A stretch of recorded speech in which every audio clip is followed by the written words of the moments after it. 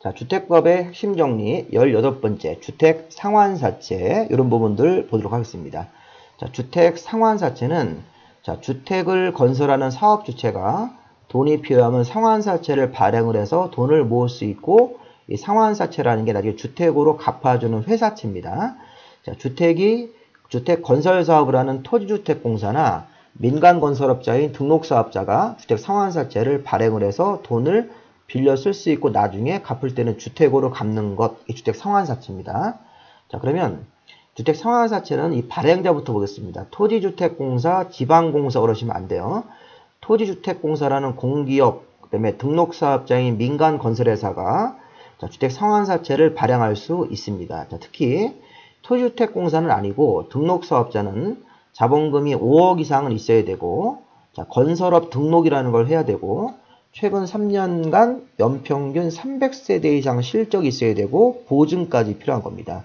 자, 등록사업자는 여기 가로 안에 있는 거하고 보증까지 받아야지만 주택 상환사채를 발행할 수 있습니다. 자, 등록할 때는 자본금 3억인데 등록사업자가 사채를 발행하려면 자본금 5억 이상 있으셔야 되고, 자, 건설업 등록을 관련 법에 따라서 따로 해야 되고, 최근 3년간 연평균 300세대 이상 실적, 그 다음에 등록사업자는 민간기업이기 때문에 지급 보증까지 필요합니다. 자, 토지주택공사는 이런 조건이 필요 없는 거고요. 자, 적용 법규. 자, 상환사채를 발행해서 돈을 빌릴 때는 자, 이 법의 규정을 제외하고는 상법을 적용합니다. 자, 이 법에 있는 내용 먼저 적용하고 없는 규정은 상법을 적용한다.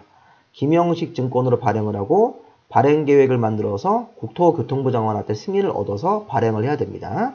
자, 김영식 증권이라는 건 개념 아시겠죠? 나중에 주택으로 갚아주기 때문에 우리 공법에서는 채권을 현금으로 갚아줄 때는 무기명식, 네, 토지나 건물로 갚아주는 방식일 때는 기명식입니다. 자, 주택 상환사채의 상환기간은 3년을 초과하지 않게 정하는 겁니다. 그래서 우리가 주택 상환사채를 5년으로 상환기간을 정하면 안 되는 거죠. 3년 초과하지 않게 주택을 지어서 주택으로 상환기간을 정한 다음에 갚아주는 거고, 주택 상환사채는 주택을 받을 수 있는 증서이기 때문에 원칙적으로 양도, 양수하거나 중도 해약이 안 되는 겁니다. 단, 근무지의 변경, 생업지, 생업 같은 사유, 질병치료로 지방으로 이렇게 요양을 가거나 취약, 결혼, 상속, 해외 이주 등 부득이한 사유일 때는 세대원 전체가 다 이산을 나가는 경우는 세대주가 가지고 있는 상환사채를 양도할 수 있습니다. 부득이한 사유가 있을 때.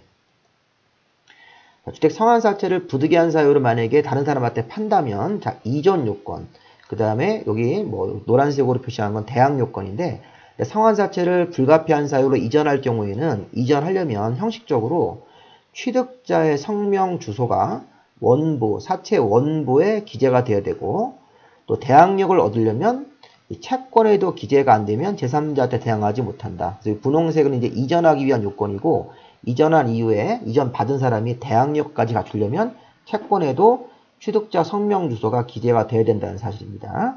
그래서 주택 상환사채를 부득이한 사유로 이전을 해서 명의를 변경하려면 채권을 가지고 있는 채권자가 갑이라는 사람의 토지를 팔겠다. 그럼 취득자가 자기 성명 주소를 원부에다가 기재해야 되죠.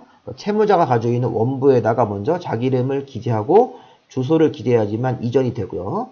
자, 이전 받은 사람이 대항력까지 얻으려면 채권에도, 그 채권 증서에도 취득자 성명 주소가 기재가 돼야지만 대항을 할 수 있다는 것입니다.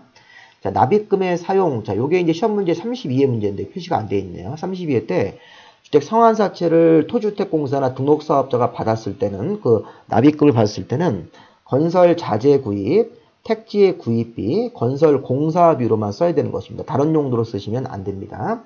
주택 건설 자재 구입, 택지 구입, 그 다음에 택지의 조성 비용, 건설 공사비로만 주택 상환사채 납입금을 사용해야 된다. 자, 우리 문제 한번 보고 하나만 문제 보시기 전에 국민주택사업 특별계라는 걸 하나 더 보시겠습니다. 주택 상환사채는 토지주택공사나 등록사업자가 발행하고 또 지방자치단체가 돈이 필요할 때는 국민주택사업 특별회계라는 걸 만들어서 운영을 해야 된다. 이렇게 지방자치단체가 국민주택사업을 하기 위해서 국민주택사업 특별회계를 설치 운영을 해야 된다.